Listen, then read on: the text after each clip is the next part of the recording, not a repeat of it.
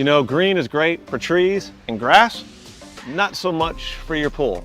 Hi, and welcome to Leslie's Pool Care Tips. I'm Rick with today's tip on how to remove and prevent algae. There are three types of algae common in pools. There's green, yellow or mustard, and black. Green and yellow or mustard algae is commonly mistaken for dirt or sand at the bottom of the pool, but can also grow on your pool walls. If you've got algae, quick action is necessary to remove it. Today we're going to focus on removing green and yellow algae. Here are the supplies you're going to need. You're going to need a water test kit or test strips, green to clean, a chlorine-based shock, water clarifier, a phosphate reducer, pool brush, and of course, algae prevention products.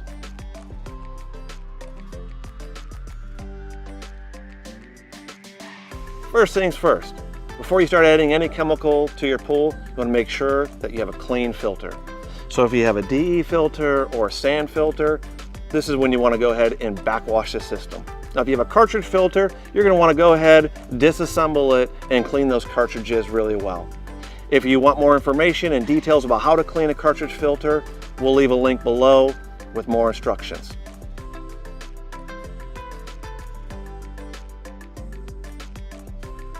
Great, now that you've got your cartridge filter, sand filter, or DE filter all cleaned up, it's time to make sure that your equipment is running continuously before adding any chemical to the water. So, some of you may have automation, some of you may have an analog timer. An analog timer looks something such as this. Now, if you've got automation, you're going to need to refer to your manufacturer's directions on how to get it set up to run continuously. But again, this is critical. Now, if you have an analog timer such as this, you've got one tripper that tells the pool when to turn on and another one that tells it when to turn off. So you want it to run continuously. In order to do that, you're just going to loosen the thumb screw and you're going to remove the tripper from the yellow dial. Then you're going to go ahead and you're going to flip the timer on.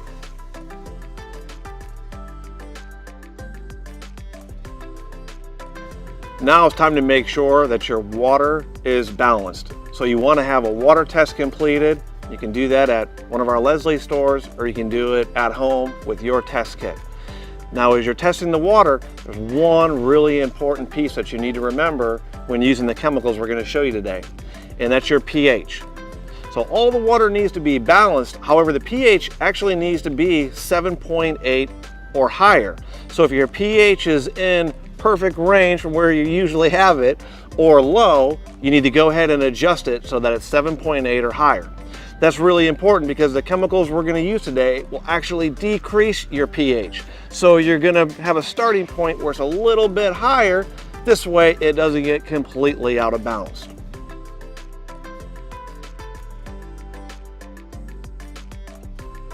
Now it's time to brush the pool.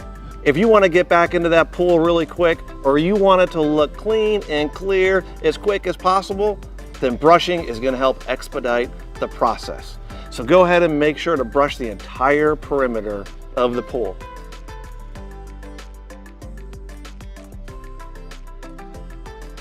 Now that you're done brushing the pool, it's time to start adding the chemicals. The first thing you're going to do is you're going to add green to clean.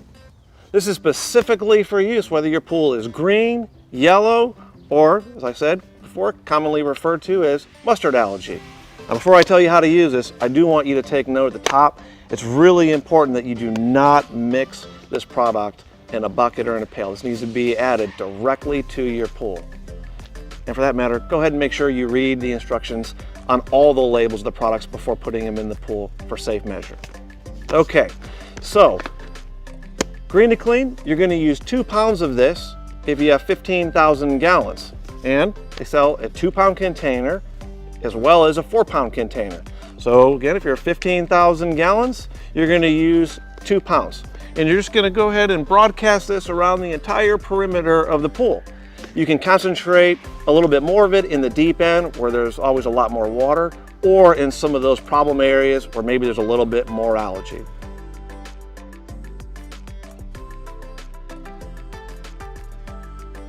So you add the green to clean, and you're going to wait 5 minutes, then you're going to add 2 bags of shock. Now after adding your 2 bags of shock, you may see the water bubble or foam and turn white. Hey, that's a chemical reaction and it's perfectly fine, so don't panic. Now if you don't see it, that's okay as well. Depending on the severity of the algae is gonna determine the reaction that you see in the water. Then you're gonna wait 12 hours. After 12 hours, you're gonna add 2 more bags of chlorine. Then you're gonna wanna wait another 12 hours and add your last 2 bags of shock. This way you've used 6 in total.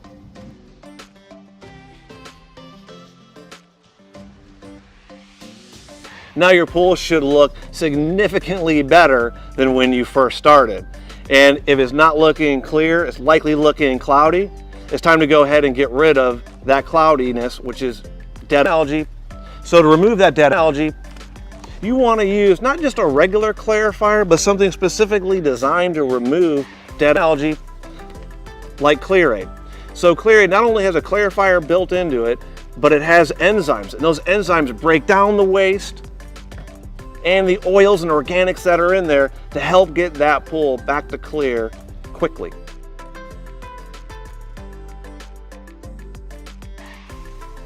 Before you move on to the next step, you need to go back over to your equipment. After you've gotten rid of the algae, you got rid of the cloudiness, which is the dead algae that's in there, you need to clean your filters. You're ready to move on to the next step. That's making sure you put your timer back on so it's set up to operate at its normal schedule. So if you've got automation, refer to your manufacturer's manual to see what steps you need to take.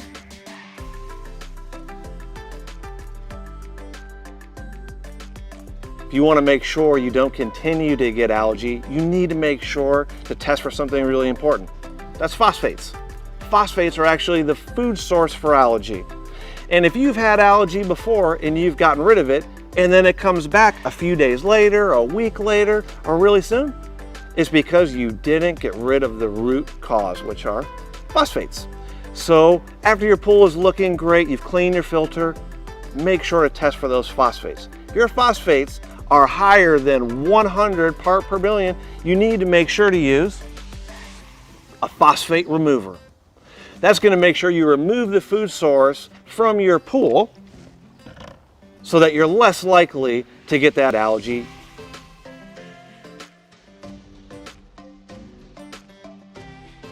Okay, so to make sure you don't get algae again, here are some great preventative maintenance tips. First, test your water weekly.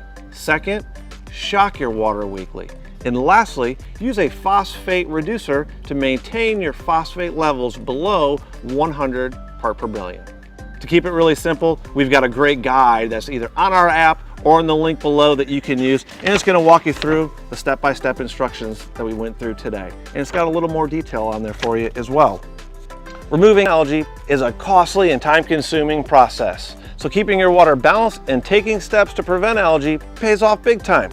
If you need more help testing your water or information about algae prevention and removal, check out our Leslie's blog or stop into one of our stores. We're here to make pool care easy so you can spend more time enjoying your pool. Thanks for joining me for Leslie's Pool Care Tips.